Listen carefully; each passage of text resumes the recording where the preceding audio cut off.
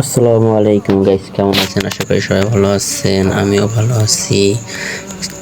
কি আর বলবো গাইস, কালকে দিনভর 2-3 দিন ধরে এই ভাতটা সাজানো হয়েছে। অবস্থা দেখেন, কালকে সাজাইতে গেছি, আজকে এমএলটি জ্বালান দেওয়া হবে, কিন্তু সেই জায়গায় এসে দেখেন মাটিটা বইসে যায়। কি অবস্থা!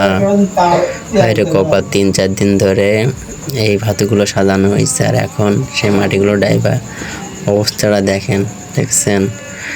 যারা অবস্থা দেখেন, কি অবস্থা! এই মাটিগুলো সব বসে গেছে। বছরে 100 বার বলা হয়েছিল কি এখানে কিছু ভাতও দেওয়ার দরকার, কিন্তু সে শুনি নাই, বলছে প্লেট ভাঙ্গাই বসে গেছে।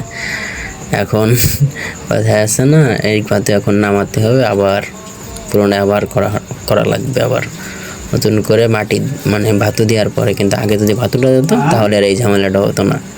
দেখেন গাইস কি অবস্থা! আর এই অবস্থায় থাকতো মানুষ, হায় কপাল! বিদেশ দেখছেন অবস্থাগুলো কি!